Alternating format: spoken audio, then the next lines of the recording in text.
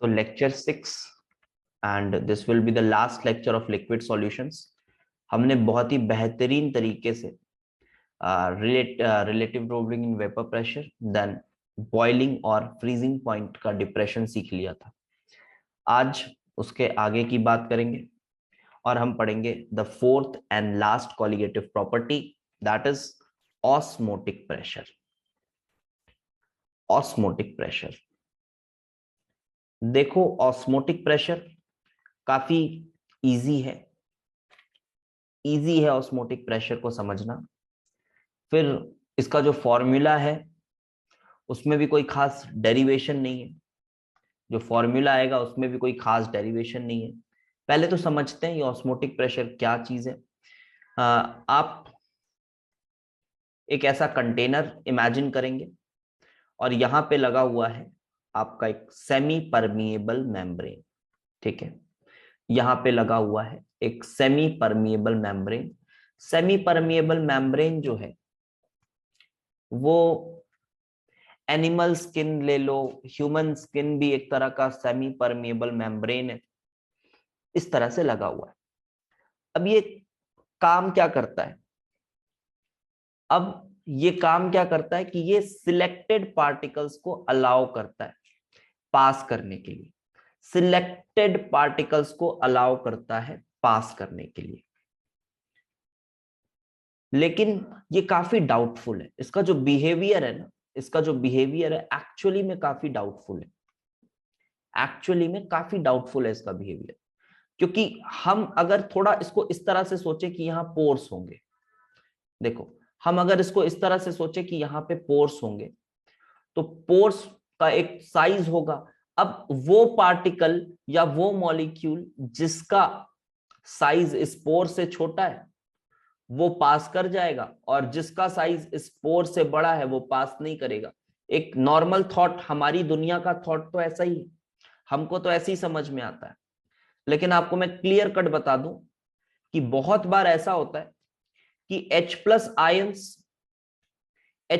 Ions इसके इधर से इधर पास नहीं हो रहे होते, लेकिन वाटर का मॉलिक्यूल जो कि ऑब्वियसली इससे बड़ा है वो पास हो जाता है।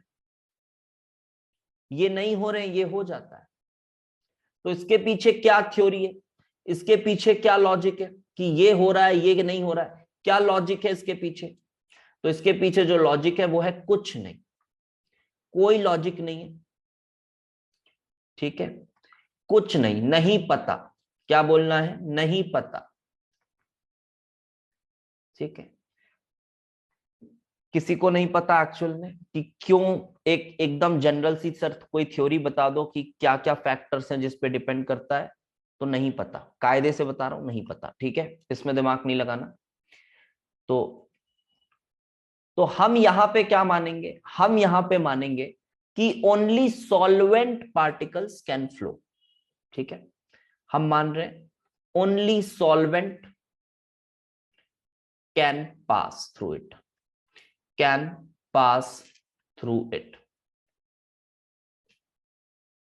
ठीक है, सिर्फ सॉल्वेंट ही पास करेगा। सॉल्यूट पार्टिकल्स रेस्ट्रिक्ट हो जाएंगे, सॉल्यूट पार्टिकल्स रेस्ट्रिक्ट हो जाएंगे, are restricted. Solute particles are restricted. बहुत अच्छी बात है ये, सॉल्यूट पार्टिकल्स रेस्ट्रिक्टेड हो जाएंगे और सॉल्वेंट पार्टिकल्स जो होंगे वही पास करेंगे इधर से। अब हम आगे बात करते हैं, तो ऑस्मोसिस क्या है सर? आप ऐसे समझो, यहां पे आपने कुछ पिस्टन वगैरह लगा दिए और यहां पे आपने कुछ वाटर का लेवल आप चेक कर रहे हो। आपने इधर डाला हुआ है सॉल्वेंट,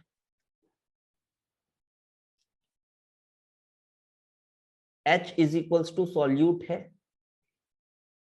ये H प्लस को बोल रहे हो क्या? H प्लस सॉल्यूट हो सकता है, किसी रिएक्शन में सॉल्यूट हो सकता है, वो हो सकता है। ये सॉल्यूशन है, ये सॉल्यूशन है, ये सॉल्वेंट है। तो आप जब इनको ऐसा छोड़ दोगे, आप जब इनको ऐसा छोड़ दोगे तो आप क्या ऑब्जर्व करोगे? What you will observe? थोड़ा सेटअप इस तरह से है, बना लो ऐसा, और यहाँ पे वाटर का लेवल है और यहाँ कुछ इस तरह का सेटअप है, अपने यहाँ पे पिस्टन लगाया हुआ है। आप क्या ऑब्जर्व करो, what will be your observation? अगर मैं इसको इस तरह से रख के छोड़ू तो हमारा ऑब्जर्वेशन क्या होगा? कुछ होगा ऑब्जर्वेशन? ऑब्जर्वेशन तो यही होगा सर कि ये जो सॉल्वेंट है इसका वाटर लेवल कम होने लगेगा, है ना। तो एक जो ऑब्वियस ऑब्जर्वेशन जो आएगा वो ये होगा कि जो सॉल्वेंट वाला वाटर लेवल है, सॉल्वेंट का जो वाटर लेवल है वो कम होने लगेगा, वाटर लेवल डिक्रीज होगा, ये ऑब्जर्वेशन आएगा। अब एक्चुअली में ये क्यों डिक्रीज हो रहा है? आप इसको ऐसा सोच लो, आप इसको ऐसा से सोच लो कि ये कंसंट्रेशन मैच करने की कहीं कोशिश कर रहा है, क्योंकि सॉल्वेंट है तो आप बोल सकते हो कि लो कंसंट्रेशन में, लो कंसंट्रेशन में, और सॉल्यूशन है तो ये हाई कंसंट्रेशन में। सॉल्वेंट मतलब वो बोलने को सॉल्वेंट है बट एक्चुअली वो थोड़ा तो इम्प्योर होगा ना, तो लो कंसंट्रेशन करके बोल सकता हूं मैं उसको, और यहां पे ये हाई कंसंट्रेशन है, कुछ ऐसा मान लो।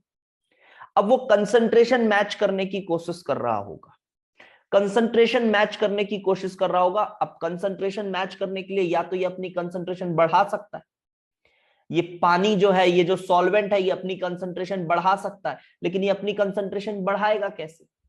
क्योंकि सॉल्यूट को तो हमने ब्लॉक कर दिया है, क्योंकि सॉल्यूट को तो हमने ब्लॉक कर दिया है, तो ये अपनी कंसंट्रेशन बढ़ा नहीं सकता, लेकिन ये इसकी दूसरे वाले की कंसंट्रेशन कम जरूर कर सकता है, दूसरे वाले की कंसंट्रेशन कम जरूर कर सकता है। तो ये क्या कर रहा होगा? ये इधर से इधर फ्लो कर रहा होगा। जब ये इधर से इधर फ्लो कर रहा है तो हम ऐसा बोल सकते हैं कि इसका वाटर लेवल बढ़ रहा होगा, इसका वाटर लेवल बढ़ रहा होगा और इसकी कंसंट्रेशन भी कम हो रही होगी। सर ये ऐसा क्यों कर रहा है? ये नेचर है, ये नेचर है। सर ऐसा ही क्यों कर रहा है? तो मेरा आंसर होगा कंसंट्रेशन मैच करने के लिए। फिर आप बोलोगे सर कंसंट्रेशन ही मैच क्यों करना चाह रहा है? नेचर है, ऑब्जर्वेशन है, इस तरह से हो रहा है। ठीक है, तो अब ऑस्मोटिक प्रेशर क्या है? ऑस्मोटिक प्रेशर क्या है? आपने इतना वाटर लेवल रखा है, ये जो मैं मार्क कर रहा हूं बार बार, ये वाटर लेवल रखा है, और अब आप नहीं चाहते कि इसका लेवल डाउन हो, इसका लेवल डाउन हो आप नहीं चाहते, तो आप क्या करोगे? आप यहां पे पिस्टन लगाओगे। सपोज करो आपने पिस्टन लगाया और इस पोर्शन में आप प्रेशर लगाओगे, इस पोर्शन में आप प्रेशर लगाओगे, और सिर्फ उतना प्रेशर लगाओगे कि इसका वाटर लेवल अब डाउन ना हो। अब डाउन ना हो मतलब अब आप ऐसा भी बोल सकते हो ये इधर से इधर ना आए, मतलब आप ऐसा भी बोल सकते हो कि ऑस्मोसिस ना हो, आप ऐसा भी बोल सकते हो कि ऑस्मोसिस ना हो। तो उस प्रेशर को हम बोलेंगे ऑस्मोटिक प्रेशर। तो पहले मैं डेफिनेशन थोड़ा सा लिख देता हूं। Flow of solvent from low concentration to high concentration through semi-permeable membrane, through semi-permeable membrane. This is osmosis, and pressure applied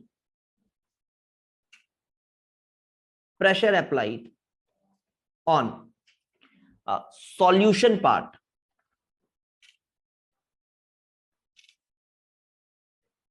so as to stop the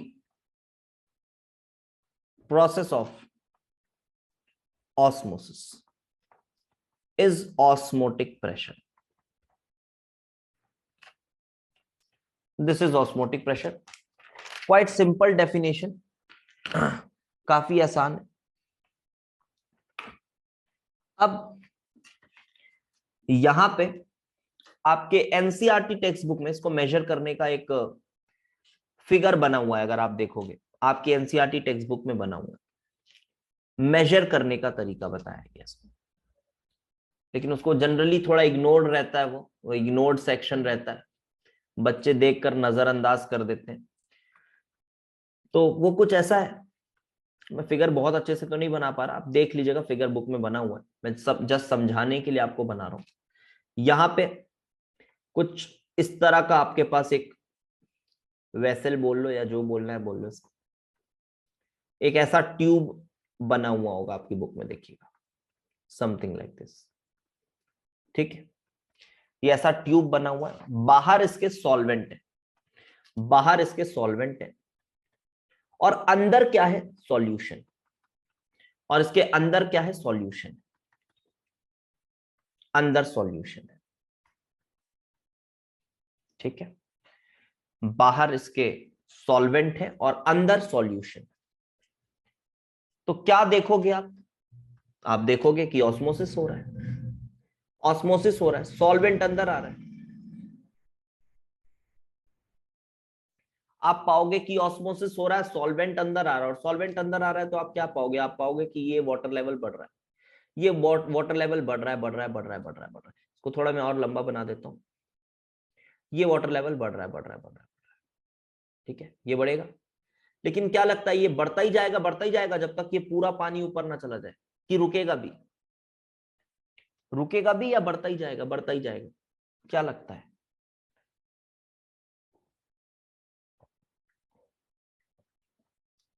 gravity से बैलेंस क्यों रुकेगा? अब रुकने के पीछे क्या रीजन आ रहा है?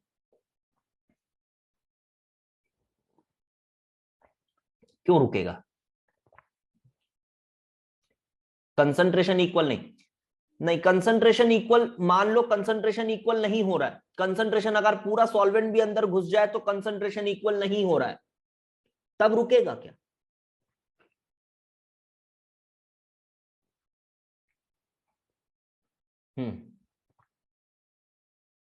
मान लो पूरा सॉल्वेंट भी अंदर घुस जाए तो कंसंट्रेशन बैलेंस नहीं हो रहा है, क्या फिर भी रुकेगा वो पानी का लेवल, कि बढ़ता ही जाएगा?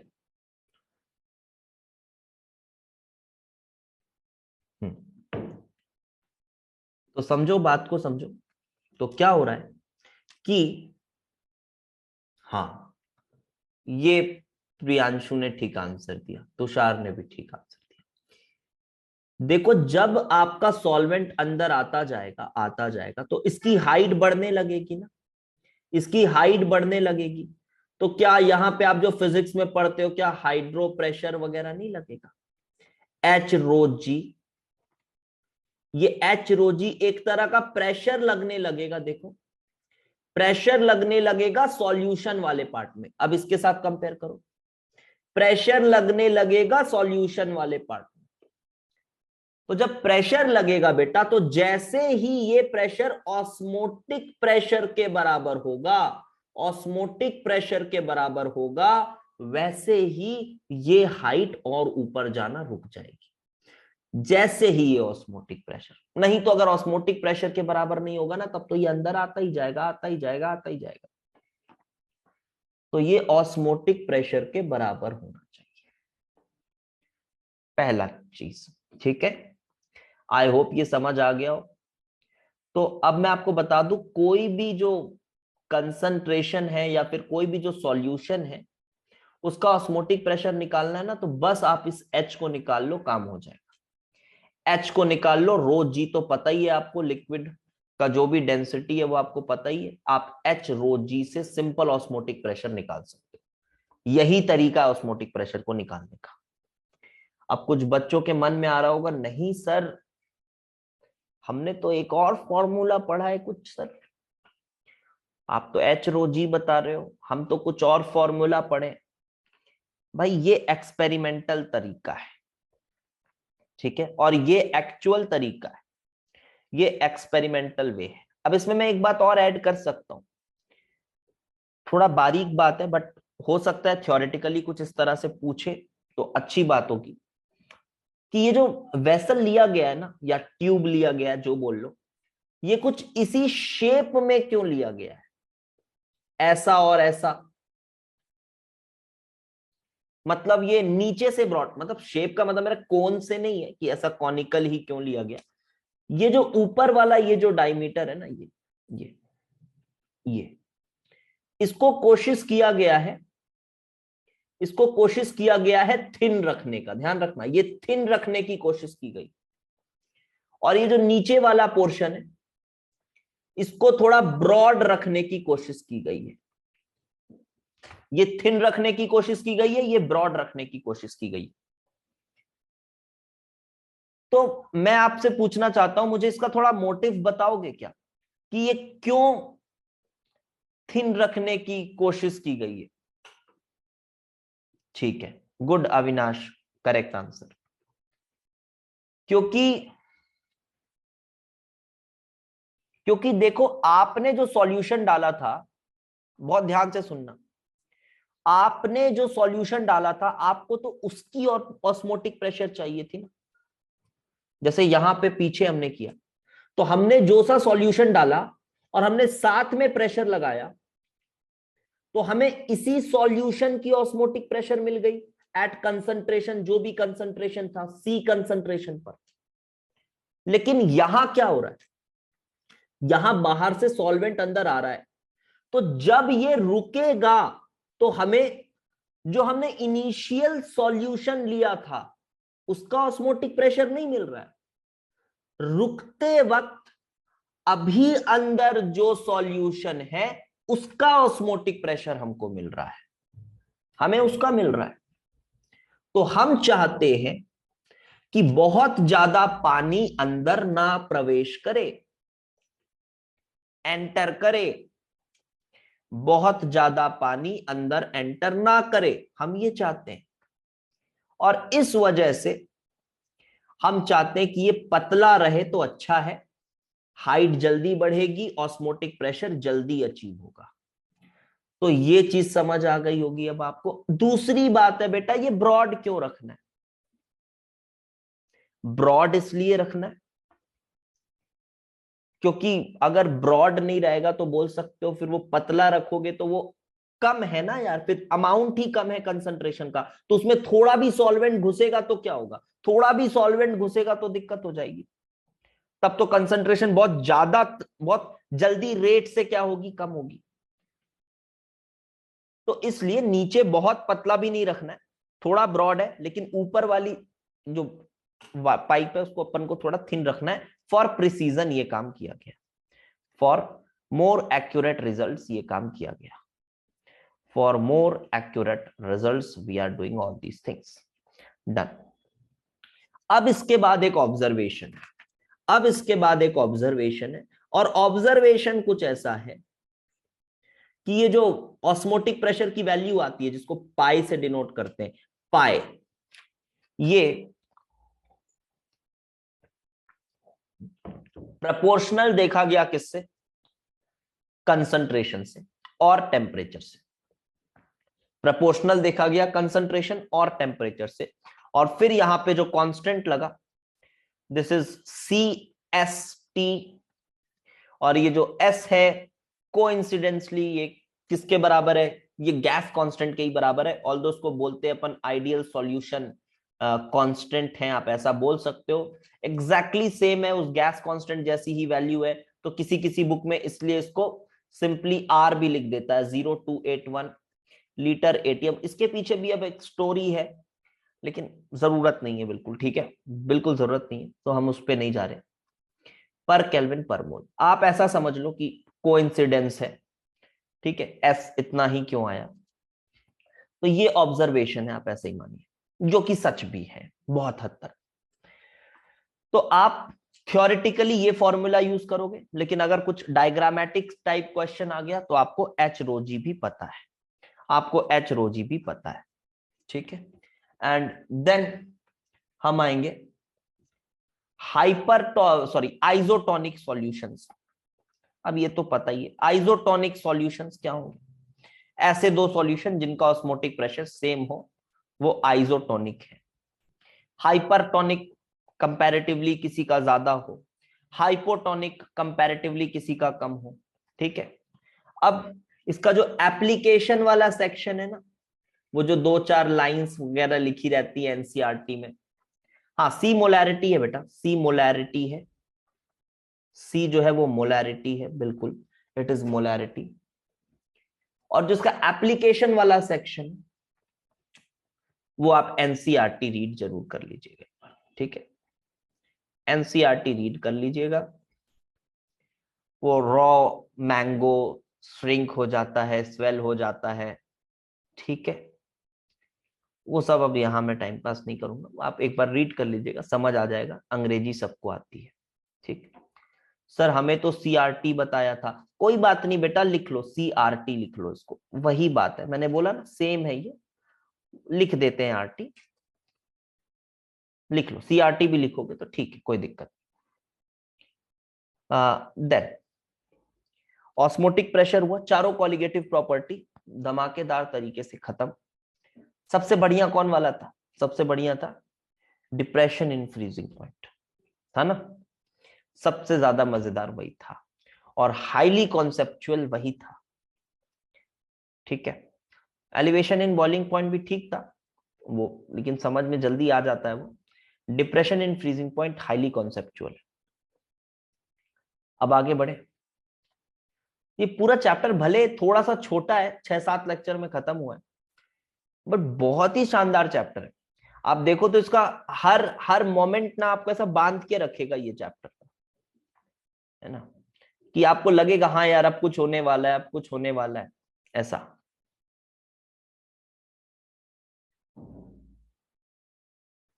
हाँ बिल्कुल, मॉलिक्यूलर मास कैलकुलेशंस के लिए ऑस्मोटिक प्रेशर का सबसे बढ़िया है, ये स्टेटमेंट आती है, क्योंकि रिजल्ट्स थोड़े प्रिसाइज देता है, बस प्रैक्टिकल रीजन से रिजल्ट्स थोड़े प्रिसाइज देता है।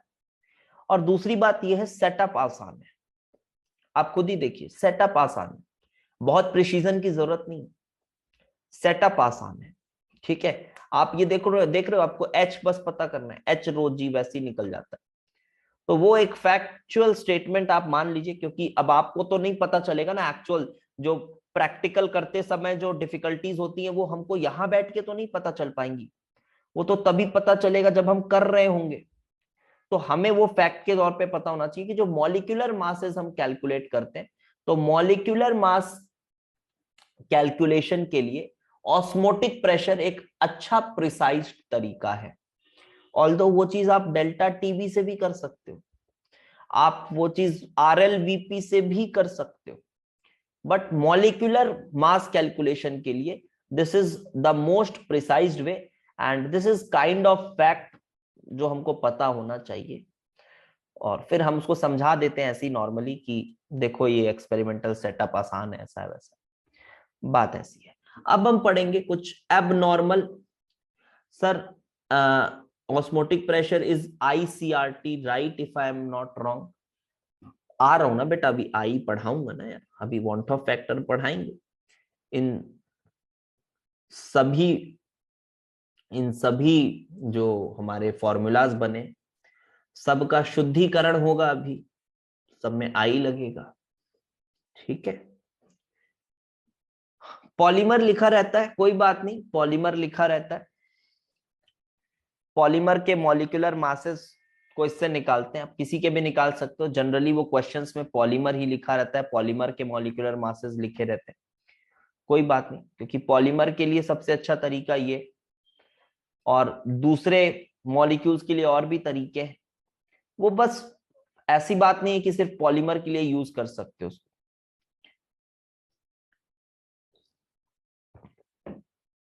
हाँ करेंगे, क्वेश्चन करेंगे ना, अभी पहले मैं खत्म कर लूं उसको। आते हैं अगले टॉपिक में, आई वाला जो फैक्टर है वो पढ़ाऊंगा, abnormal molar masses, abnormal molar mass. यहां पे आप ऐसा समझिए, अभी तक आपने जो भी पढ़ा वो एप्लीकेबल था सिर्फ और सिर्फ नॉन इलेक्ट्रोलाइट्स के, वो एप्लीकेबल था नॉन इलेक्ट्रोलाइट्स। अब मानो आपने NaCl डाला, जो भी कॉलिगेटिव प्रॉपर्टीज थी वो किस पे डिपेंड कर रही थी? वो डिपेंड कर रही थी नंबर ऑफ पार्टिकल्स पे, वो डिपेंड कर रही थी नंबर ऑफ पार्टिकल्स पे। अब ये पार्टिकल तो कुछ भी हो सकता है ना, ये पार्टिकल आयन भी हो सकता है, एटम भी हो सकता है, मॉलिक्यूल भी हो सकता है, कुछ भी हो सकता है, ये पार्टिकल तो कुछ भी हो सकता है। जैसे आपने NaCl डाला, तो जब आपने आपने जब डाला NaCl तो ये एक पार्टिकल था, तब ये एक पार्टिकल था, लेकिन जब आपने डाल दिया, ये इजी टॉपिक है, ठीक है।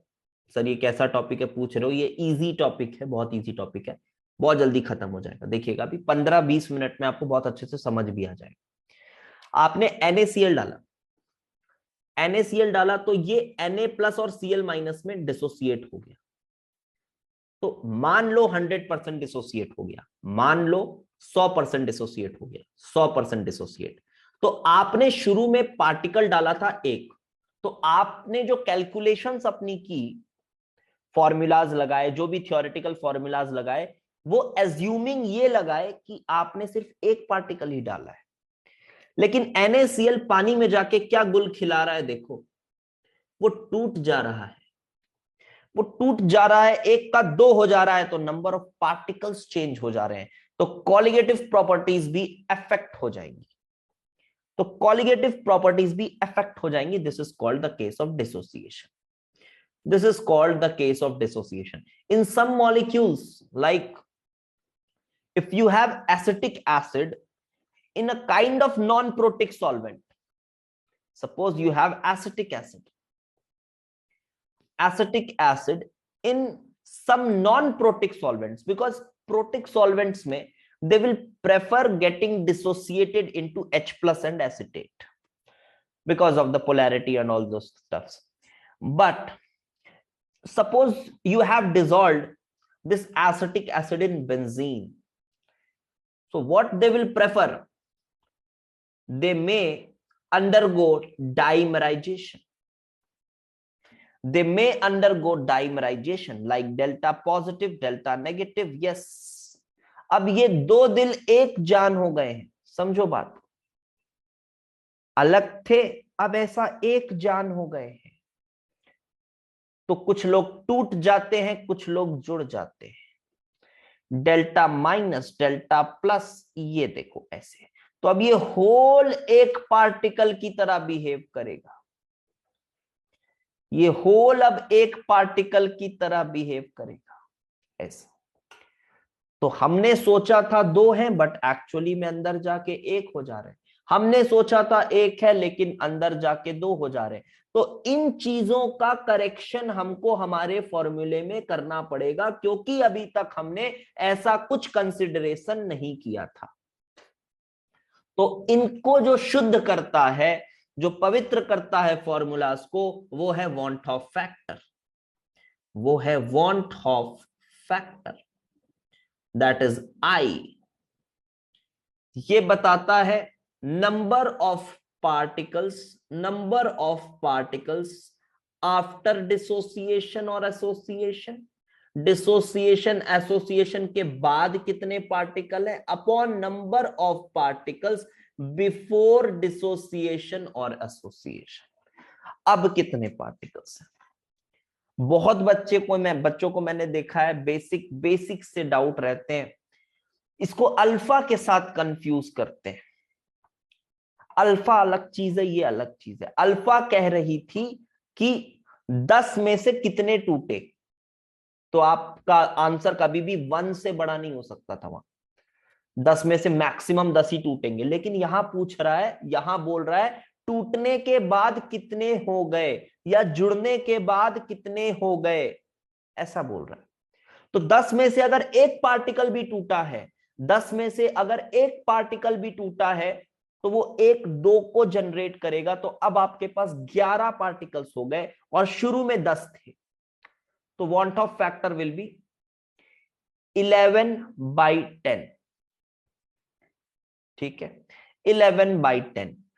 तो समझ आ रहा होगा, बहुत बेसिक सी बात है, आपको समझ आ रही होगी। इन केस ऑफ डिसोसिएशन, जब डिसोसिएशन होगा, आप इसी फॉर्मूले से सोचो, अगर इवन 0.1% डिसोसिएशन भी होता है, 0.00001% भी डिसोसिएशन अगर होता है, कितना भी डिसोसिएशन हो, आई हमेशा 1 से बड़ा होगा। इन केस ऑफ एसोसिएशन, अगर एसोसिएशन हो रहा है, तो ऐसे केस में आई 1 से छोटा ही होगा। और अगर कुछ नहीं हो रहा है, नो एसोसिएशन और डिसोसिएशन, अगर कुछ नहीं हो रहा है, तब आई जो है वो 1 के बराबर रहेगा, तब आई 1 के बराबर रहेगा, ठीक है। तो ये आई है वॉन्ट ऑफ फैक्टर। आप इसको यहां से देख सकते हो, फिर अल्फा के साथ रिलेट भी अभी कर देंगे, बट बाकी अगर ये डेफिनेशन भी आता है तो आपको बहुत कुछ आता है, आप आराम से अप्लाई कर लोगे। बट अभी थोड़ा बहुत हम देख लेंगे। फॉर एग्जाम्पल, जैसे 2-3 एग्जाम्पल दे देता हूं, आपको अच्छे से समझ आ जाएगा। ठीक है, कोई फॉर्मूला वॉर्मूला एन वेन के फॉर्म में याद करने की जरूरत नहीं है, आप तरीका समझिए। आपके पास मान लीजिए ए बी टाइप का सॉल्ट है, ए बी टाइप का सॉल्ट है, और अगर ये 100% डिसोसिएट हुआ, 100% डिसोसिएट हुआ, तो ऑब्वियसली जो वांट ऑफ फैक्टर होगा वो होगा 2। अब इसी सॉल्ट को अगर मैं 50% डिसोसिएट करूंगा, तो बहुत सारे बच्चे झट से बोल देते हैं अच्छा वांट ऑफ फैक्टर होगा 1। ऐसा नहीं करना है, ऐसी बेवकूफी नहीं करनी है, क्योंकि ए बी जो है वो भी तो पार्टिकल है बेटा, ए बी भी तो पार्टिकल है, उसको भी तो काउंट करना है, सिर्फ आयंस को नहीं करना। देखो शुरू में एक पार्टिकल था, जीरो था, जीरो था, लेकिन फिर ये 50% डिसोसिएट हुआ, मतलब एक का 0.5 हो गया, तो ये भी 0.5 हो गया, ये भी 0.5 हो गया। तो वांट ऑफ फैक्टर क्या है? Number of particles after dissociation, which is 1.5 upon before dissociation, that was obviously 1। तो आई यहां 1.5 हो गया। तो इस तरह से आपको करना है। एक छोटी सी बात और इसी में कर लेते हैं ऐड। मान लो A2B3 है और ये सपोज करो 30% डिसोसिएट हो रहा है, सपोज करो 30% डिसोसिएट हो रहा है, तो वांट ऑफ फैक्टर की क्या वैल्यू होगी ये अगर बताना है तो सिंपली आप इसको तोड़ लीजिए, लाइक A+3B2 यहां 3, ये 2, ये एक पार्टिकल मान लीजिए 30% तोड़ना है तो -0.3 करेंगे, तो 0.3 जाएगा, तो ये 0.6 बनेगा, ये 0.3 का ट्रिपल 0.9 बनेगा। तो आप अब आई बहुत इजीली निकाल सकते हो। आई इज सिंपली, ये हो गया 1.5, ये हो गया शायद 2.2। This is I, this is I which is 2.2। ठीक है, आगे बढ़ते हैं। ये आई आ गया, अब आगे बढ़ते हैं।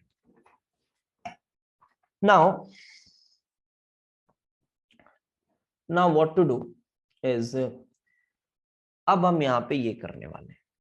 अगर मान लो एसोसिएशन हो रहा है, इन केस ऑफ एसोसिएशन, ये आप समझ गए आई गेस कि कैसे निकालना है। अब ये एन वेन के फॉर्म में मेरे को लिख के देने की जरूरत नहीं है, आप जिस भी तरह का सॉल्ट हो इस तरह से तोड़िए और आप आई निकाल लीजिए। अगर एसोसिएशन हो रहा है, अगर एसोसिएशन हो रहा है तो आप सपोज करो आपके पास 2A डाइमराइज कर रहा है, डाइमराइज कर रहा है A2, मतलब कोई मॉलिक्यूल सपोज करो 50% डाइमराइजेशन कर रहा है, 50% मॉलिक्यूल डाइमराइज हो रहे हैं। तो शुरू में ये मान लो 1 था, ये 0 था, 50% डाइमराइज हुआ तो 1 माइनस 0.5 डाइमराइजेशन हुआ। अब ये 2 से 1 बनता है, तो अगर ये 0.5 गया तो ये 0.25 हुआ। तो अब आप ये पा रहे हो ये 0.5 है और ये 0.25 है, तो number of particles after dissociation कितने हैं? 0.75 है, इनिशियली 1 थे, तो ये आपका वांट ऑफ फैक्टर होगा 0.75/1। ठीक है, अब इसी तरह से अब मैं और कोई इसमें खास एग्जांपल्स देने की जरूरत तो नहीं है। ट्राइमराइज अगर दे रहा है तो आप इसको 3 का 1 कर लीजिए और बेटा बस इसी डेफिनेशन को एक्सट्रापोलेट कर दीजिए, हर बार आपका वांट ऑफ फैक्टर निकल जाएगा। ठीक है, हर बार आपका वांट ऑफ फैक्टर निकल जाएगा, आसान है। अब बारी आती है कि जो फॉर्मूलाज हमने लिखे उसमें हमें इनको डालना है। जो फॉर्मूलाज लिखे उनको, उनमें इसको डालना है हमें। तो करेक्टिंग द फॉर्मूलाज, तो करेक्टिंग द फॉर्मूलाज, इसमें एक दो चीजों का ध्यान रखना, गलती होती है। किन चीजों में गलती होती है? ये देखो, सबसे पहली गलती RLVP में ही हम कर देते हैं, बहुत सारे बच्चे करते हैं, क्वेश्चन सॉल्व करते समय करते हैं। ये कुछ P degree minus PS upon P degree is equals to क्या था? N2/N1 प्लस N2, ऐसा करके I लगाते हैं। कोई करते हो क्या? कोई बच्चे हैं जो ऐसा गलती करते हैं? बताओ। हाँ, ये देखो,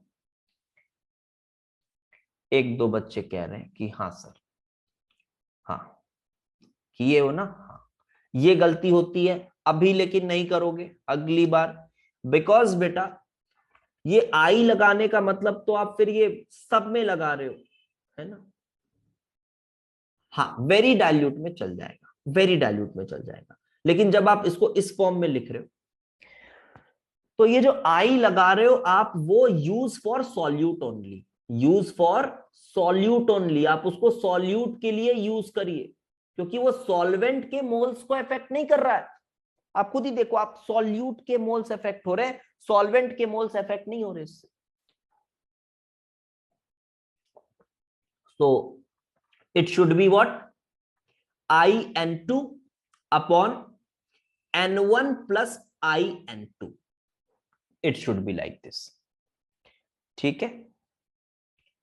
and for very dilute solutions, अब वेरी डाइल्यूट के लिए तो बताई थी, फॉर वेरी डाइल्यूट तो हमने बोला ही है, हुआ है कि N2 is very very less than N1, तो वो तो इग्नोर ही हो जाएगा, तो फिर तो P degree minus PS upon P degree is equals to, सीधे आप N2 बाई N1 कर सकते हो और यहां I लगा सकते हो। ये तो ठीक है, यहां तो टर्म ही हमने हटा दिया। ठीक है, दूसरी चीज, अब ऑस्मोटिक प्रेशर के लिए बच्चा बोल रहा था, तो अभी तो वही है, ICRT लगा दो, करेक्ट है, आई लगा दो, सी के अंदर ही मैनेज हो गया, बिकॉज सी में आप मोल्स अपॉन वॉल्यूम लिखते हो, तो मोल्स मोल्स के साथ आपका आई आ गया।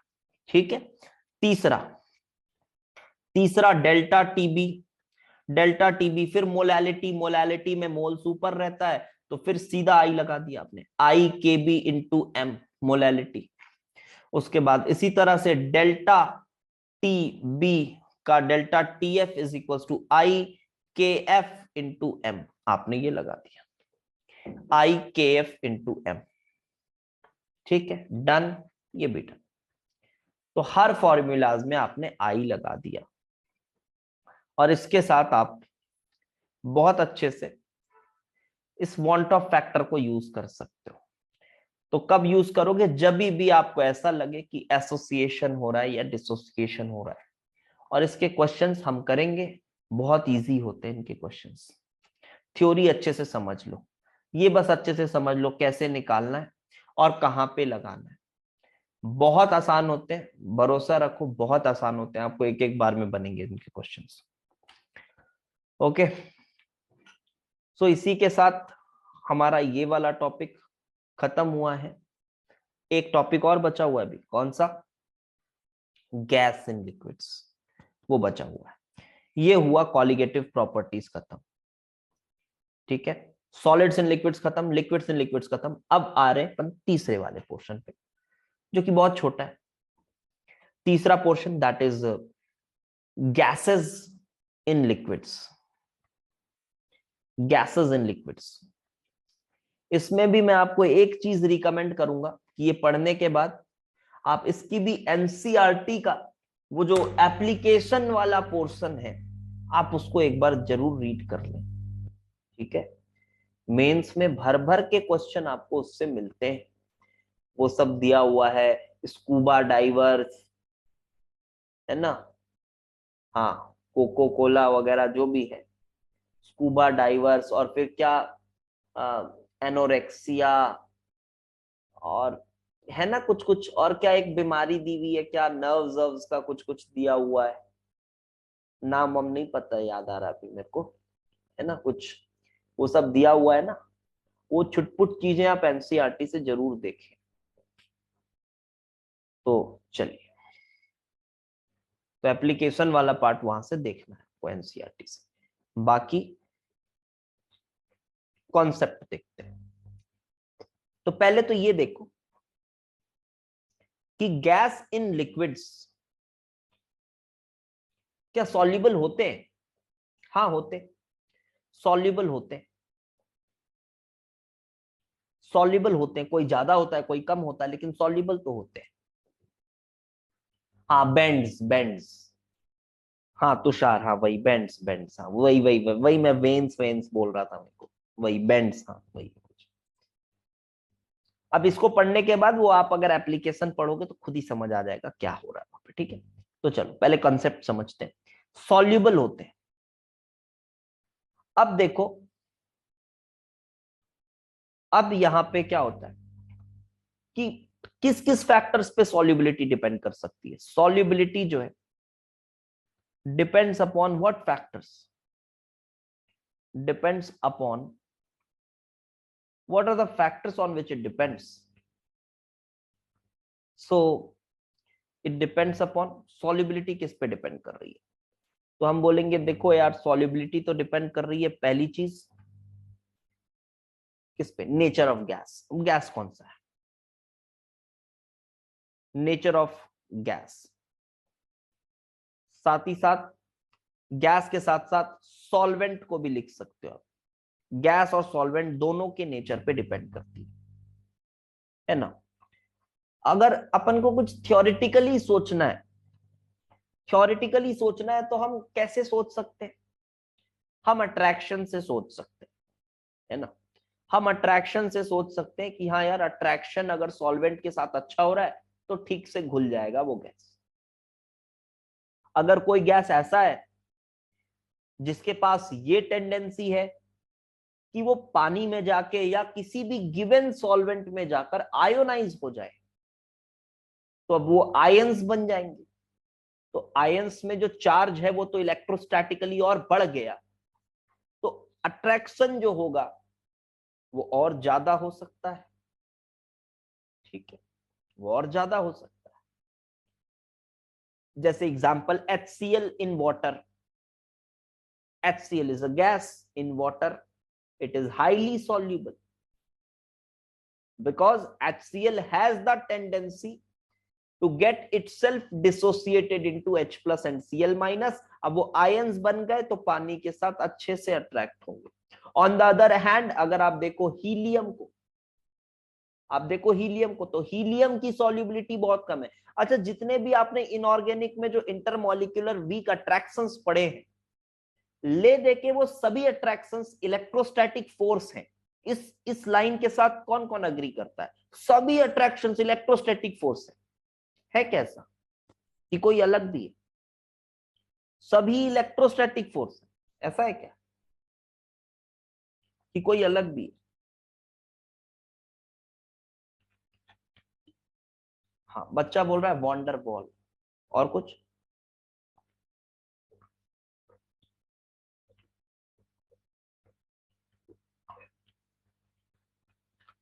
बिटवीन सेम एटम्स नहीं, कोई भी जो भी फोर्सेस आपने पढ़े, वीक इंटरमॉलिक्यूलर फोर्सेस, क्या वो सभी इलेक्ट्रोस्टैटिक फोर्स?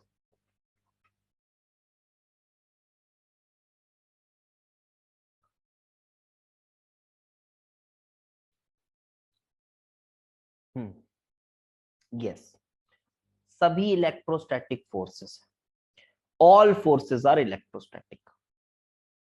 अगर आप सोचें हीलियम और हीलियम के बीच में तो सर लंदन फोर्सेस है, अरे वो भी इलेक्ट्रोस्टैटिक है, वो भी इलेक्ट्रोस्टैटिक है।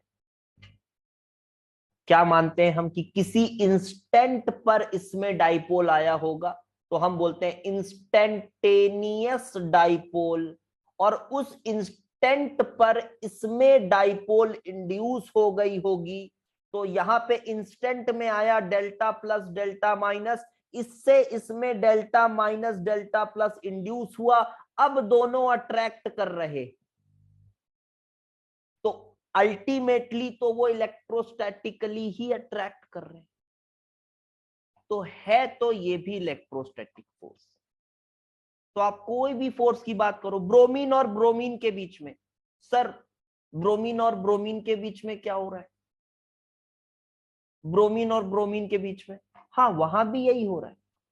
वहां भी इंस्टेंटेनियस डाइपोल इंड्यूस डाइपोल हो रहा है ब्रोमीन ब्रोमीन के बीच में। लेकिन सर ब्रोमीन ब्रोमीन ये तो बहुत वीक सा फोर्स लग रहा है सर, लेकिन ब्रोमीन ब्रोमीन तो सर लिक्विड है सर, ब्रोमीन ब्रोमीन तो लिक्विड है, ये तो थोड़ा वीक सा फोर्स है सर। अरे वीक फोर्स की भी एक एक्सटेंट होती है ना यार। वीक फोर्स है तो क्या हुआ, उसमें भी उसके भी कोई रईस ज्यादा तो होंगे ना, समझ रहे हो? अब जैसे आप बोलोगे यार कोई देश बहुत बहुत गरीब है यार, अबे लेकिन गरीब है ठीक है, लेकिन उसके कोई टॉप लोग तो होंगे। वैसे यहाँ पे ब्रोमीन है, साइज बड़ा है, तो हम बोलते हैं कि वो डाइपोल इंड्यूस होना ज्यादा आसान है। तो आप देखें जो नेचर ऑफ गैस सॉल्वेंट की बात हो रही है, ये सभी चीजें कहीं ना कहीं अट्रैक्शंस पे निर्भर करती। ठीक है, तो अब आपको ये पॉइंट समझ आ गया होगा कि गैस और सॉल्वेंट के बीच का अट्रैक्शन। फिर आप वही बातें कर सकते हो कि पोलर है तो गैस भी कैसी होनी चाहिए, पोलर होनी चाहिए तो ज्यादा फेवरेबल होगा, लाइक डिसॉल्व लाइक वाला कॉन्सेप्ट। सॉल्वेंट पोलर है तो गैस भी पोलर होनी चाहिए तो ज्यादा बेहतर होगा। और अगर आयंस बन जा रही है तब तो अच्छी बात है। अब हीलियम जैसी गैस की बात करें, आप हीलियम जैसे गैस की बात करें, अब हीलियम के पास कुछ भी नहीं है। हीलियम के पास तो कुछ भी नहीं है, बेचारे का साइज भी इतना छोटा है, इसलिए इसकी सॉल्युबिलिटी बहुत लो होती है, very low solubility, very low solubility, बहुत ही कम है इसकी सॉल्युबिलिटी। इसी तरह से अगर आप परमानेंट गैसेस की बात करोगे, ऑक्सीजन की बात कर लो, नाइट्रोजन की बात कर लो, इन सब की बात करो, इनकी भी सॉल्युबिलिटी वेरी लो सॉल्युबिलिटी है वाटर में, बहुत ही लो सॉल्युबिलिटी है।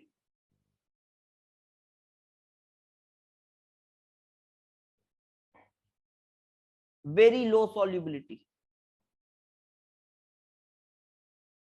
ठीक है, ये वेरी लो सॉल्युबिलिटी है।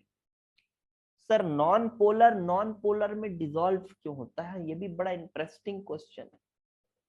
सर नॉन पोलर में डिसॉल्व क्यों होता है? चलो पोलर पोलर का तो समझ आया, ये नॉन पोलर में क्यों डिसॉल्व होता है? बताओ आप लोग, किसी के पास है ये आंसर? अच्छा क्वेश्चन है ये, डाउट भी अच्छा है, बहुत बेसिक सा डाउट है लेकिन अच्छा डाउट है। सर नॉन पोलर में क्यों डिसॉल्व होता है, बताओ कोई, anyone?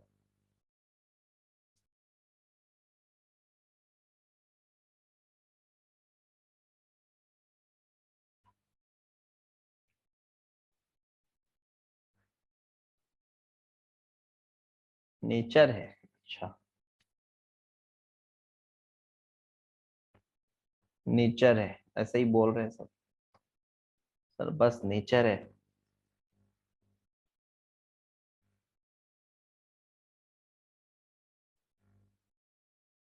They are attracted to each other. अच्छा, तो why they are attracted to each other? There may be certain forces acting there, ऐसा होना चाहिए।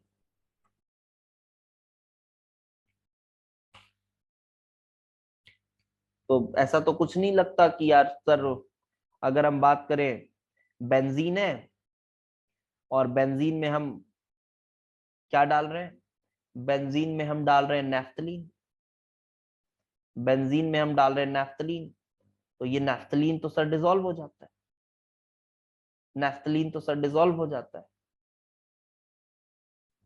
लेकिन सर यही नेफ्थलीन को जब पानी में डालते हैं तो डिसॉल्व नहीं होता।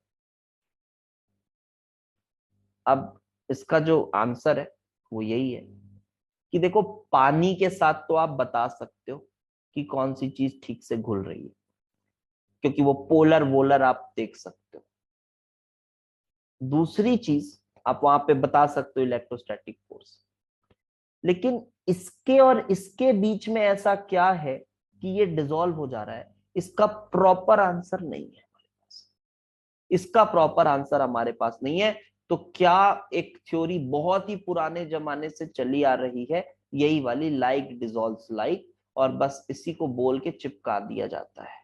हाँ, वाटर वाले का अपने पास एक्सप्लेनेशन है, पोलर पोलर, हाँ ठीक है यार, एक इलेक्ट्रोस्टैटिक अट्रैक्शन सा दिखता है, बट ये बहुत ऑब्वियस सा डाउट है सर, ये क्या अट्रैक्शन सर, मतलब नहीं समझ आया। तो बस ऐसे बोल दिया जाता है, देखो बेटा सेम टाइप के दिख रहे हैं ना, हाँ तो घुल जाएंगे।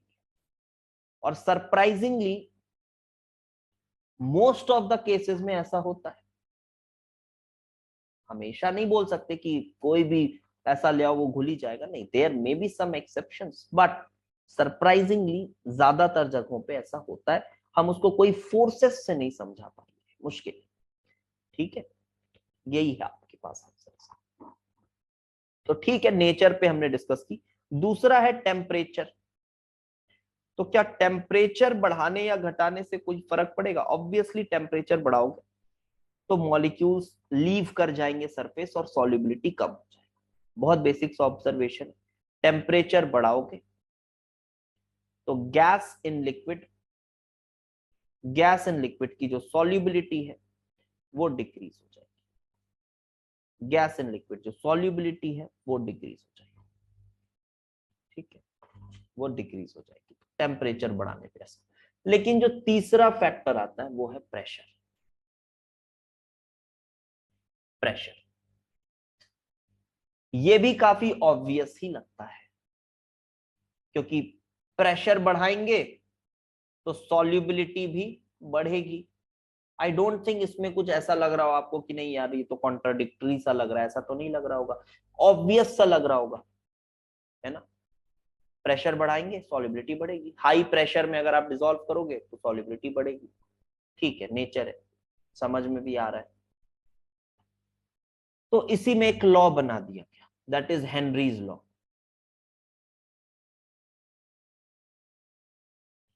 Henry's law,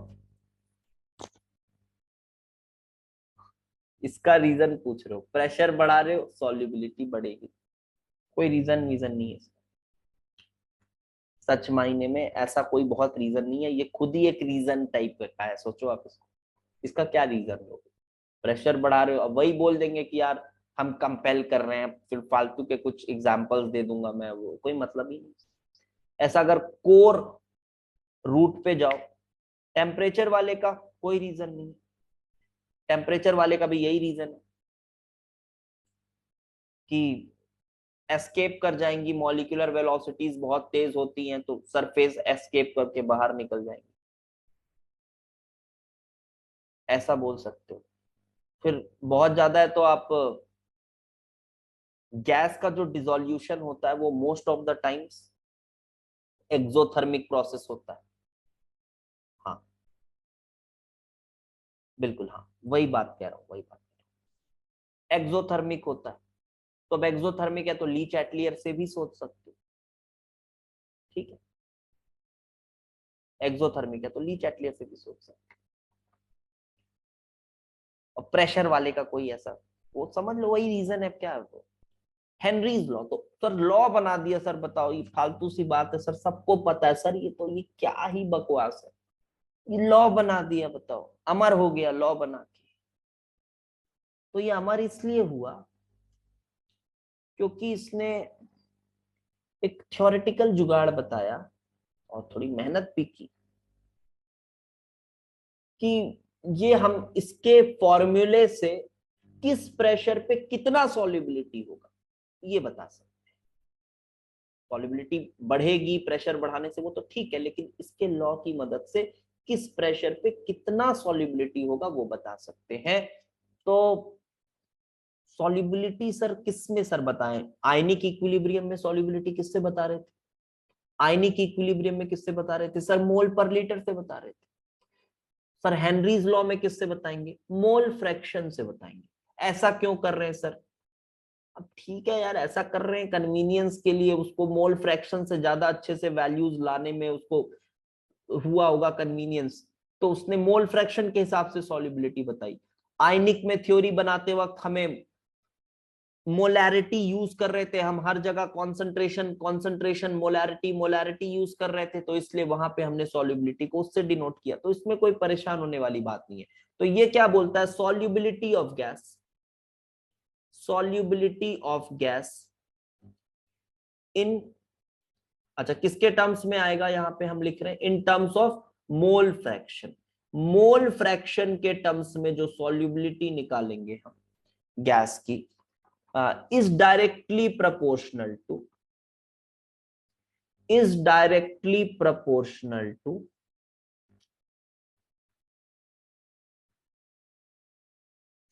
partial pressure of the gas, of gas.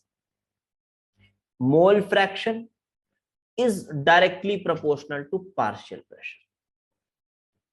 ठीक है, mole fraction is directly proportional to the partial pressure, mole fraction मतलब सॉल्युबिलिटी। और ध्यान रखना इस बात का, बहुत ही छोटी बात है बट ध्यान रखना, जो प्रोपोर्शनैलिटी कांस्टेंट लिखोगे या फिर आप इसको ऐसा लिख लो आपके लिए ज्यादा अच्छा होगा, this is directly proportional to this. Proportionality constant जो लगाना वो मोल फ्रैक्शन के साइड लगाना, ठीक है। कई बार क्योंकि ये ऐसा लिखा रहता है हम ऐसे लिख देते हैं, और ऐसे लिखने के बाद आदत है, क्योंकि जनरली हमेशा जो हम प्रोपोर्शनैलिटी कांस्टेंट लगाते हैं वो इधर ही साइड लगाते हैं, लेकिन इसका जो लैंग्वेज है वो इस तरह से लिखा रहता है, उसके बाद हम इसको ऐसा लिखते हैं और इसके बाद प्रोपोर्शनैलिटी कांस्टेंट भी इधर लगाते हैं। ऐसा मतलब इधर लगाना प्रोपोर्शनैलिटी, ऐसा क्यों? अरे यार वो अपनी कन्वीनियंस से उसने किया है काम को, आप उसको थोड़ा सा फॉलो करें, ठीक है। तो ये इधर लगा, तो यहां से क्या समझ आ रहा है? अच्छा के एच क्या है? ठीक है, हेनरीज कांस्टेंट है। सर कैसे आती है इसकी वैल्यूज? हेनरीज कांस्टेंट की वैल्यूज कैसे आती है? तो एक्सपेरिमेंट से आती है। अब इसके लिए आपको कोई थ्योरी नहीं पढ़नी पड़ेगी, मत परेशान कि आप कोई थ्योरी पढ़ोगे जहां से आप हेनरीज कांस्टेंट को मैथमेटिकली डिराइव करोगे, ऐसा कुछ नहीं कर रहे हो अभी आप। सिर्फ ये एक्सपेरिमेंटली आती है, एक्सपेरिमेंटली आती है ये सब। तो सर फिर क्या लॉस? सर वो तो एक्सपेरिमेंट करके बता दिया, वो तो हम भी कर सकते हैं। अरे एक्सपेरिमेंट करके बताना भी बहुत बड़ी बात है, क्योंकि उसने क्या किया है, उसने गिवन टेम्परेचर, गिवन प्रेशर पर, गिवन गैस के लिए, एक कोई गिवन गैस के लिए उसने KH की वैल्यू बता दी, KH की वैल्यू बता दी है, ठीक है। और KH की वैल्यू बता दी है, तो अब आपको एक्सपेरिमेंट नहीं करना, अब आपको, आपके पास उसकी वैल्यू है, वो वही वही वही बात हो गई डेटा बैंक वाली। आपके पास वो डेटा बैंक है, तो आप डेटा बैंक उठाइए, पुट करिए और आप सीधे सॉल्युबिलिटी निकाल लीजिए। डेटा बैंक लाइए, पुट करिए, सॉल्युबिलिटी निकाल लीजिए, काम आपका हो जाएगा, ठीक है। तो KH की वैल्यू गैस पर डिपेंड करती है, नेचर ऑफ गैस पर डिपेंड करती है, और दूसरी चीज टेम्परेचर पर भी डिपेंड करती है। नेचर ऑफ गैस पर डिपेंड करती है, दूसरी चीज टेम्परेचर पर भी डिपेंड करती है। तो सर KH की वैल्यू टेम्परेचर बढ़ाने से क्या होगा? पता नहीं इस कॉन्सेप्ट से क्या प्यार है इतना जेई मेंस वालों को।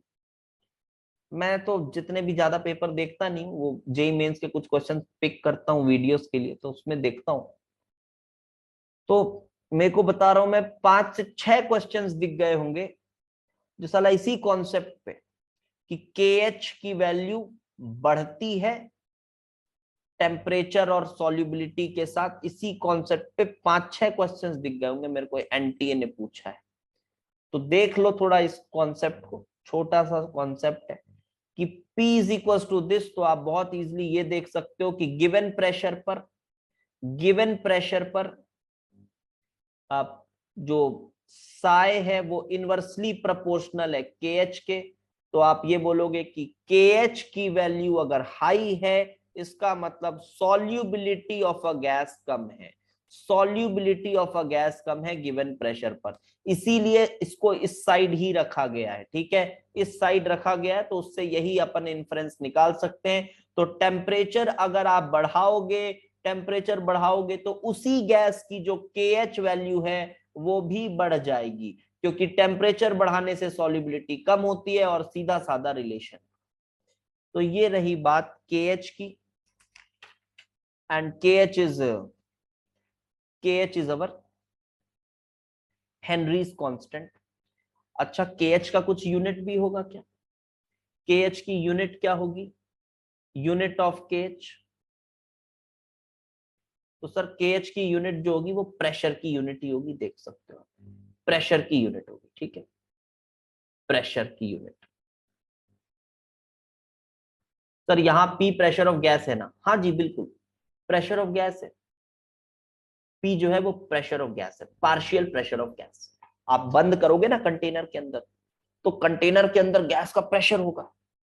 सेम वही बात, वो जो कोल्ड ड्रिंक के बॉटल वाली एग्जांपल देते हैं लोग, कोल्ड ड्रिंक का बॉटल है, उसको हाई प्रेशर में गैस को डाला गया है, तो वो अच्छे से कार्बोनेटेड है वाटर, क्योंकि CO2 अच्छे से डिसॉल्व है। जैसे ओपन करोगे, अब वो एटमॉस्फेरिक प्रेशर पे आ गया, एटमॉस्फेरिक प्रेशर पर आ गया, और एटमॉस्फेरिक प्रेशर पर उसकी सॉल्युबिलिटी कम है, तो वो अपने नेचर को फॉलो करेगा और वो एस्केप करेगा, क्योंकि उसकी सॉल्युबिलिटी कम है। अब ऊपर से उसको ऑर्डर आ गया है कि भाई ज्यादा नहीं घुलना है, प्रेशर कम हो चुका है, आप बाहर आ सकते हैं, तो वो बाहर आ जा रहा है। सिंपल सा ऑब्जर्वेशन है, क्लास 8th 9th की साइंस है ये, उससे ज्यादा कुछ नहीं।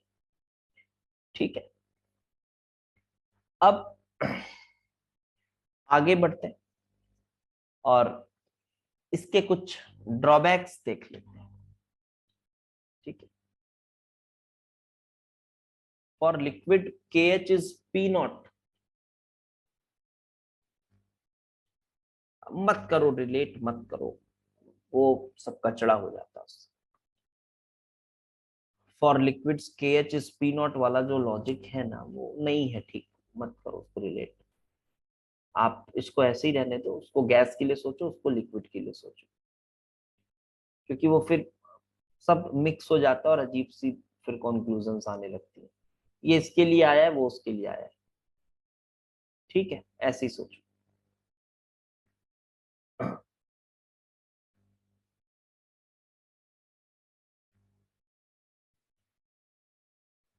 नाउ ये जो लॉ है हेनरीज लॉ, ये फेल कहां कहां होता है? तो हेनरीज लॉ फेल्स कहां कहां फेल होता है? When it fails, when. पहला पॉइंट, कब फेल होता है यार? कब फेल होता है? अगर ना किसी गैस की सॉल्युबिलिटी बहुत ज्यादा है, तो देखा गया कि ये लॉ नहीं लाइन नहीं लगता अच्छे से। गैस की सॉल्युबिलिटी बहुत ज्यादा है। अब लॉजिक को थोड़ा समझना, पहली बस एक चीज ध्यान में रखना है, उसी के साथ फिर चीजों को रख देना है। क्या बोला मैंने? सिर्फ एक ही पॉइंट बोलना है, कौन सा? ये तब फेल होता है जब गैस की सॉल्युबिलिटी बहुत ज्यादा है। बस यहां लिख दे रहा हूं, जब गैस की सॉल्युबिलिटी बहुत ज्यादा है। क्यों सर? ऑब्जर्व्ड है, सॉल्युबिलिटी बहुत ज्यादा है। अच्छा सर, गैस की सॉल्युबिलिटी बहुत ज्यादा कब हो सकती है सर? जब बेटा तुम प्रेशर बहुत ज्यादा लगा दो, तो हाई प्रेशर पर। अच्छा अच्छा, और भी तो हो सकती है सर, अगर मैं टेम्परेचर बहुत कम कर दूं, चलो लिख दो लो टेम्परेचर पर। सर और भी तो हो सकता है सर, आपने बताया अभी कि जब वो आयंस बना लेगा तो अट्रैक्शन अच्छे से करने लगेगा, ऐसा भी कुछ बताया ना? हाँ जी, तो तीसरा पॉइंट वो लिख लो। तो when it forms ions in the solution. तो ये तीनों ही चीजें कहीं ना कहीं इसी को इंडिकेट कर रही हैं। अगर आप देखो, जब गैस की सॉल्युबिलिटी बहुत कम है। ठीक है, तो ये हुआ है चैप्टर हमारा समाप्त। लेकिन अब चैप्टर खत्म करते करते एक छोटी सी चीज,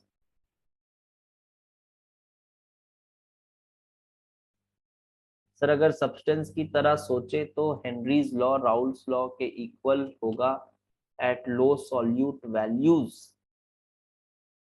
लो सॉल्यूट वैल्यूज, लो सॉल्यूट वैल्यूज मतलब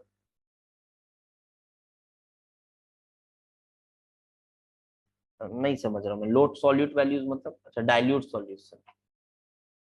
डाइल्यूट सॉल्यूशन में हेनरी लॉ राउल्स लॉ के इक्वल होगा। क्यों इक्वल होगा? कैसे इक्वल होगा मतलब? कहाँ इक्वल हो रहा है? अच्छा, अगर सब्सटेंस की तरह सोचो बोल रहे हो तो, इसीलिए तो मैंने बोला मत सोचो ना वैसे। यहाँ पे आप हेनरीज लॉ को इस तरह से ही देखो, मत मिलाओ दोनों को, वो बस वही कंफ्यूजन क्रिएट करता है वो, और कुछ नहीं। उसको मत मिलाओ। गैस के लिए है, गैस की सॉल्युबिलिटी बता रहा है, वो अपना अलग ही चीज बता रहा है। वो वहां पे मिसिबल लिक्विड्स है, उनका पार्शियल प्रेशर वेपर प्रेशर बता रहा है। ठीक है, वो वेपर प्रेशर बता रहा है, इधर ये बता रहा है, इसको इसी तरह से देखो। अब यहाँ पे ना, ये ऑल्दो ये एक्सप्लेनेशन जो हमने relative lowering in vapour pressure के बाद जो हमने डेल्टा टीबी और डेल्टा टीएफ पढ़ा, इसका एक धांसू एक्सप्लेनेशन भी अवेलेबल है, अच्छी बुक्स में आपको मिल जाएगा ये, पर बहुत क्लीन लैंग्वेज में नहीं लिखा हुआ, कुछ अच्छी बुक्स में आपको मिल जाएगा एक्सप्लेनेशन। धांसू मतलब मस्त यार, मस्त, अच्छा, ठीक है। तो देखो, delta TB and delta TF, इसको ना एंट्रोपी से एक्सप्लेन कर सकते हैं, एंट्रोपी से एक्सप्लेन कर सकते हैं, कोई मैथमेटिक्स नहीं, टेंशन मत लो, कोई मैथमेटिक्स नहीं बताऊंगा, अच्छा थोड़ा सा एक लॉजिकल थॉट बताऊंगा। बहुत ही कम बच्चों ने ये सुना भी होगा, क्योंकि ये कुछ ऐसी बुक्स में है जो आपकी रीच में शायद अभी तक ना आई हो, और आई भी होंगी तो आपका हो सकता है नजर उस पर ना गया हो। तो एंट्रोपी से एक्सप्लेन कर सकते हैं जो डेल्टा टीएफ और डेल्टा टीबी, और मुझे पर्सनली ये एक्सप्लेनेशन थोड़ा पसंद है। क्या किसी को ये पता है, किसी ने ये पढ़ा है कहीं, कुछ ऐसा कोई है क्या, ऐसा कोई? नहीं, क्लेपरॉन इक्वेशन से नहीं, नहीं, मैं फिर से बोल रहा हूं, मैथमेटिकली मैं नहीं जाऊंगा ज्यादा। किसी ने चलो अब मैं पूछता हूं, आप लोग बताना, ठीक है? बस देख लो, खत्म। मैंने पढ़ा था, याद नहीं है, तो प्रियांशु पढ़ा था। प्रियांशु तुम तो बड़े चुन चुन के चीजों को पढ़े हो यार, गजब। चलो ठीक है, बहुत रेयर है ये, इसलिए मैं बोल, चलो देखो, मानो, अच्छा सर ने बताया था, सर ने बताया होगा, तुम्हारे रीच में बुक नहीं होगी। और हाँ, चलो देखो, आप ये मानो कि सर हमारे मटेरियल में था, अच्छा मटेरियल में था क्या, हो सकता है, हो सकता है, मटेरियल वगैरह में हो सकता है, लेकिन थोड़ा सा समझते हैं ना। चलो अच्छे अच्छे सवाल पूछूंगा आपसे, बताना। आप मुझे ये बताओ, बस आपका 5 मिनट 7 मिनट और लूंगा, और कुछ अच्छा कॉन्सेप्ट सीखेंगे। ये मुझे बताओ, ये मान लो आपका प्योर सॉल्वेंट है, ठीक है, ये मानो आपका प्योर सॉल्वेंट है, और ये आपका सॉल्यूशन, ये आपका प्योर सॉल्वेंट है, ये आपका सॉल्यूशन है। आप इसमें वेपराइज करा रहे हो, आप इसमें वेपराइज करा रहे हो, ठीक है, आप वेपराइज करा रहे हो 1 मोल सॉल्वेंट यहाँ पे, 1 मोल सॉल्वेंट यहाँ वेपराइज कराए, और यहाँ भी वेपराइज कराया आपने 1 मोल सॉल्वेंट। क्योंकि जब भी वेपराइज करा रहे हो, हम मानते हैं कि सॉल्यूट क्या होते हैं, सॉल्यूट क्या होते हैं भाई, सॉल्यूट तो क्या बोलते हैं उसको, नॉन वोलेटाइल होते हैं, तो वो तो नहीं उड़ रहे हैं, ठीक है, सॉल्यूट नॉन वोलेटाइल होते हैं। तो 1 मोल सॉल्वेंट है इधर, और इधर भी 1 मोल सॉल्वेंट है, तो दोनों हमने उड़ाया, वेपराइज कराया, दोनों वेपराइज कराया। अब मुझे बताओ, जो डेल्टा एच वेपराइजेशन है, डेल्टा एच वेपराइजेशन, देखो ये कॉन्सेप्चुअल सवाल भी बन सकता है, ऐसी चीजें मुझे ज्यादा पसंद आती हैं। बताओ मुझे, डेल्टा एच वेपराइजेशन किसका ज्यादा हो, फर्स्ट वाले का या सेकंड वाले का, फर्स्ट वाले का या सेकंड वाले का? सभी लोग बताएं, आंसर सोच के बताएं जल्दी। डेल्टा एच वेपराइजेशन किसका ज्यादा हो, सेकंड वाले?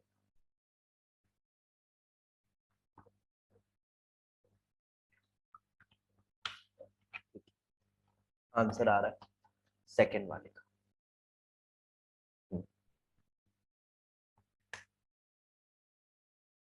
अबे इतने अच्छे से थर्मोडायनेमिक्स पढ़ाया हूं, अबे डेल्टा एच को D H by D N की तरह सोचो ना बेकत हो, ऐसे सोचो। डेल्टा एच वेपराइजेशन, आपको ऐसा फील आ रहा होगा ना, अरे यार यहाँ तो ज्यादा हीट देना पड़ेगा उड़ाने के लिए, यहाँ तो कम हीट देना पड़ेगा उड़ाने के लिए। अबे डेल्टा एच तो गिवन टेम्परेचर पर डिफाइन करते थे ना, गिवन टेम्परेचर पर डिफाइन करते थे ना अपन, कि इस टेम्परेचर पर D H by D N ये हो। तो भाई डेल्टा एच वेपराइजेशन, इसकी भी delta H vaporization, 1 mole solvent उड़ा रहे हो, मान लो इसकी बॉइलिंग पॉइंट पे उड़ा रहे हो, मान लो इसकी बॉइलिंग पॉइंट पे उड़ा रहे हो, इसको भी इसकी बॉइलिंग पॉइंट पे उड़ा रहे हो, बॉइलिंग पॉइंट पे उड़ा रहे हो। तो आपको डेल्टा एच वेपराइजेशन को ऐसे थोड़ी ना सोचोगे कि जीरो से पहले बॉइलिंग पॉइंट में लाए फिर बॉइलिंग पॉइंट से उड़ाए, ऐसा थोड़ी ना सोचते हो। कैसे पढ़ते थे डेल्टा एच वेपराइजेशन को? dH/dN at a given temperature. तो इसको भी इसकी बॉइलिंग पॉइंट पे उड़ाए, इसको भी इसकी बॉइलिंग पॉइंट पे उड़ाए, तो डेल्टा एच वेपराइजेशन दोनों का क्या हुआ? सेम। क्योंकि उड़ा तो सॉल्वेंट है, उड़ा तो सॉल्वेंट है, उड़ा तो सॉल्वेंट है भाई। H2O liquid, H2O liquid, H2O gas, उड़ा तो वही है, उड़ा तो वही है। DN फॉर स्मॉल मोल्स है, ऐसा है, फॉर स्मॉल मोल्स। अब आप ये बोल सकते हो सर नहीं सर, डेल्टा एच जो है वो भी तो टेम्परेचर के साथ वेरी करता है, बहुत थोड़ा सा वेरी करता है। इग्नोर कर रहा हूं उस फैक्टर को, है ना, उस फैक्टर को इग्नोर कर रहा हूं। लग रहा है ना वॉन्टॉफ से सर, नहीं क्या इक्वेशन था, नाम नहीं ध्यान आ रहा, क्या नाम था यार, अभी मुंह से निकल गया नाम था ना उसका। क्या इक्वेशन पढ़ बोलते थे यार उसको? किरचॉफ्स, किरचॉफ्स, किरचॉफ्स, हाँ, किरचॉफ्स, किरचॉफ्स इक्वेशन, टेम्परेचर का डेल्टा एच के साथ वेरिएशन जो पढ़ते, उसको मैं इग्नोर कर रहा हूँ। बहुत ही छोटा सा कंट्रीब्यूशन लाएगा वो यहाँ वैसे। तो ये बात समझ आ गई, डेल्टा एच वेपराइजेशन दोनों का, दोनों का डेल्टा एच वेपराइजेशन सेम है। मजेदार चीज बता रहा हूं भाई, ध्यान से देखना, क्लाइमैक्स एकदम, चैप्टर का क्लाइमैक्स आ रहा है यार, देखो तो। अच्छा, इसके साथ अभी सभी बच्चे अग्री कर रहे हैं कि नहीं बताओ, क्योंकि ये नहीं समझ आएगा तो फिर आगे मजा नहीं आएगा मेरे को बताने। क्या ये चीज समझ आई? अब जो थोड़ा थर्मोडायनेमिक्स ये dH/dN वाले कॉन्सेप्ट को नहीं ठीक से जान रहा है उसको थोड़ा सा परेशानी हो सकती है, बट आप समझने की कोशिश करो थोड़ा सा, ठीक है, क्योंकि ये भी रेयर कॉन्सेप्ट है, मैं बार बार बोलता हूँ रेयर कॉन्सेप्ट है, नहीं पढ़ाया जाता है वैसे। तो ठीक है, यहाँ पे ये दोनों सेम है, अग्री करते हैं बच्चे। अब आगे बढ़ते हैं। अब मुझे ये बताओ, अब थोड़ा सा अब आपका एक स्ट्रीट स्मार्टनेस लगेगा यहाँ पे, क्योंकि मैं आपसे पूछने जा रहा हूं कि पर मोल सॉल्वेंट के लिए, पर मोल सॉल्वेंट के लिए, पर मोल सॉल्वेंट के लिए रैंडमनेस ज्यादा किधर है? पर मोल सॉल्वेंट के लिए रैंडमनेस ज्यादा किधर है, पहले वाले में या सेकंड वाले में?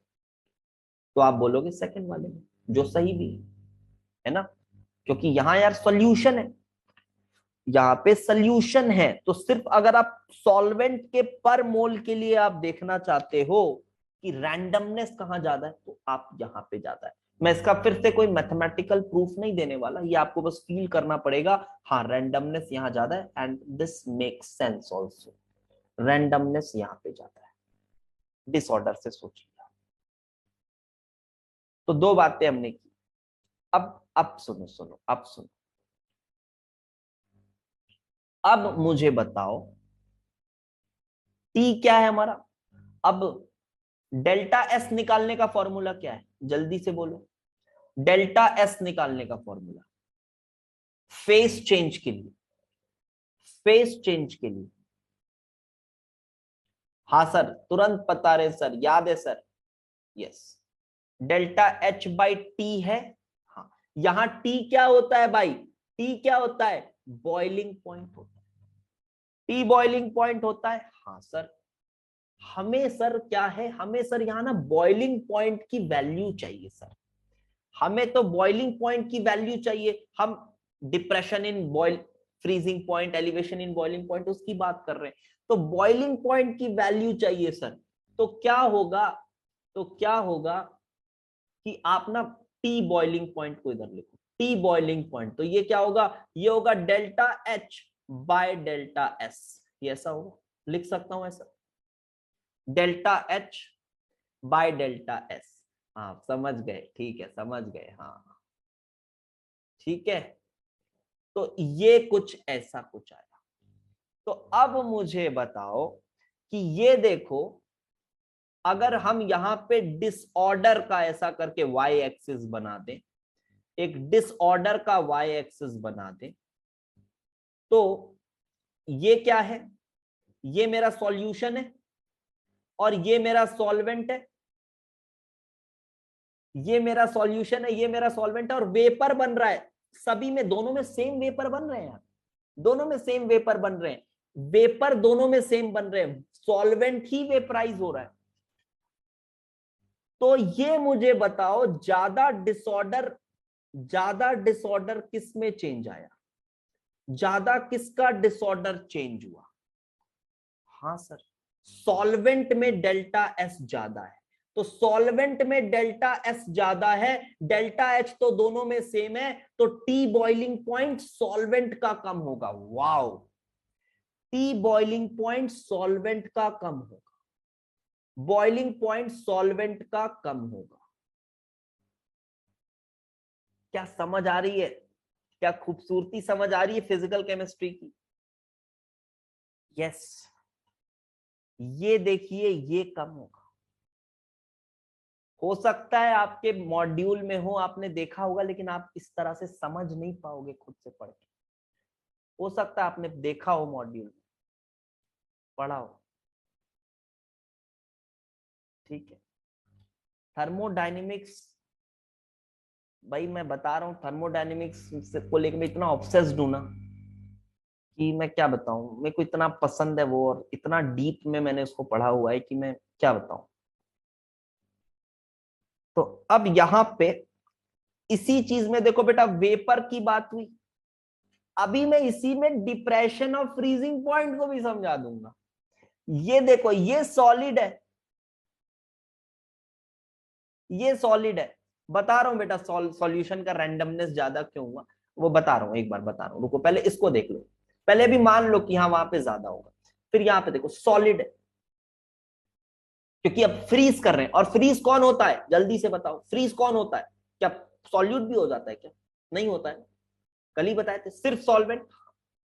तो बताओ मुझे, ज्यादा ज्यादा डिसऑर्डर में चेंज किसका है? डेल्टा एस किसका ज्यादा बड़ा है?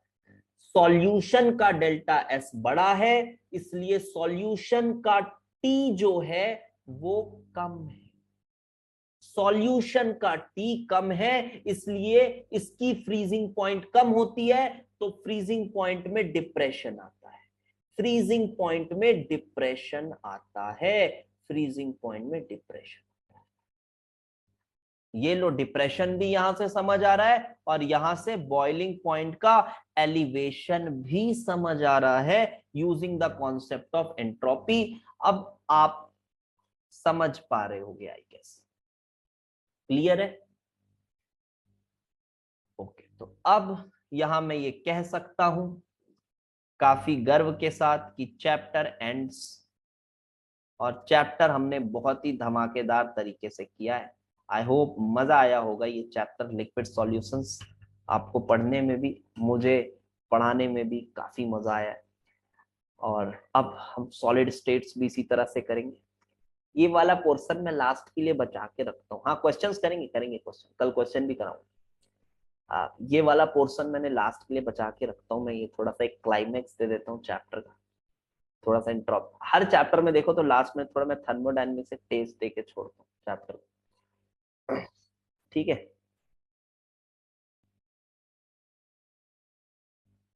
ठीक है। अब कल थोड़ा सा जेई एडवांस के प्रीवियस ईयर बनाएंगे, और कुछ क्वेश्चंस आपको दे दूंगा, उसको बना ले, ठीक है? और बन जाएंगे चैप्टर आप लोग को, बहुत बहुत आसानी से बन जाएगा। फिर सॉलिड स्टेट करते हैं, ठीक है? सॉलिड स्टेट में भी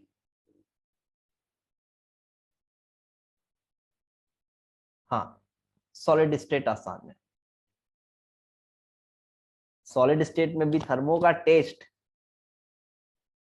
थोड़ा बहुत आएगा, उतना नहीं है। उसमें मैं चाह के भी बहुत कुछ नहीं कर सकता चैप्टर में, समझो बात। बस कर रहे हैं, स्टार्ट कर रहे हैं।